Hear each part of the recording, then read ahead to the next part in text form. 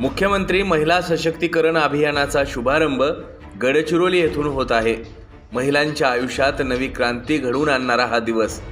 या अभियानातून आतापर्यंत एकूण 10,260 लाभार्थ्यांपैकी 2,72,000 महिला लाभार्थी आहेत। तर एकाच दिवशी जिल्ह्यातील 38,500 लाभार्थ्यांना लाभ देण्यात आला। महिलांच्या सशक्तीकरणासाठी शासनाने गेल्या 1.5 वर्षात महत्त्वाचे निर्णय घेतले असून त्याची प्रभावी अंमलबजावणी सुरू आहे।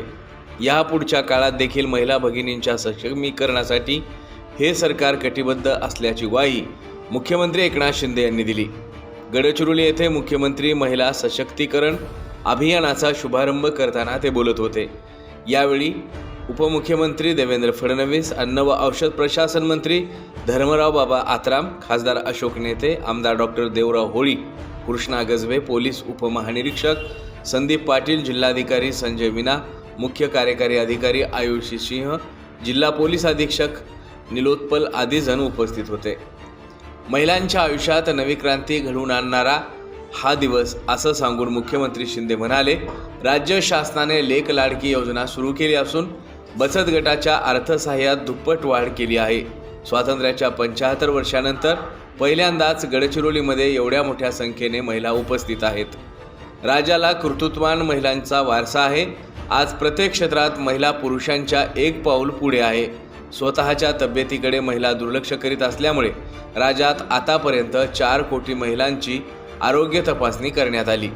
पुढे बोलताना मुख्यमंत्री म्हणाले, गडचिरोली जिल्ह्यासाठी आतापर्यंत वापरण्यात येणारा मागास हा शब्द पुसून टाकला असून मुख्य प्रवाहाकडे गडचिरोली जिल्ह्याची वाटचाल सुरू आहे। आज सुरजागडच्या माध्यमातून 10,000 स्थानिकांना रोजगार उपलब्ध झाला। या उद्योगाचं विस्तारीकरण लवकरच होणार असून आणखीन 10 ते 15,000 जणांना रोजगार उपलब्ध होईल। आजच्या कार्यक्रमात लाभार्थ्यांना ट्रॅक्टर, टिलर, ड्रोजर, हार्वेस्टर तर शालेय मुलींना सायकलीचं वाटप करण्यात आलं।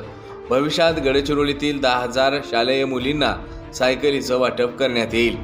शासन आपल्या दारी या योजनेतून राज्यातील जवळपास 2 कोटी 20 लाखापेक्षा जास्त जणांना शासनाच्या कल्याणकारी योजनांचा लाभ देण्यात आला। तसेच येथे उभारण्यात आलेल्या स्किल सेंटरमधून दरवर्षी 5,000 तरुण तरुणींना रोजगाराभिमुख प्रशिक्षण देण्यात येईल। राज्यातील 1 कोटी महिलांना बचत गटाच्या माध्यमातून जोडण्याचा प्रयत्न असून त्यांच्या उत्पादनांना बाजारपेठ उपलब्ध व्हावी, तसेच ब्रँडिंग, मार्केटिंग आदी बाबींकरिता जिल्हा प्रशासनाला सूचना करण्यात आल्याचंही मुख्यमंत्री शिंदे यांनी सांगितलं।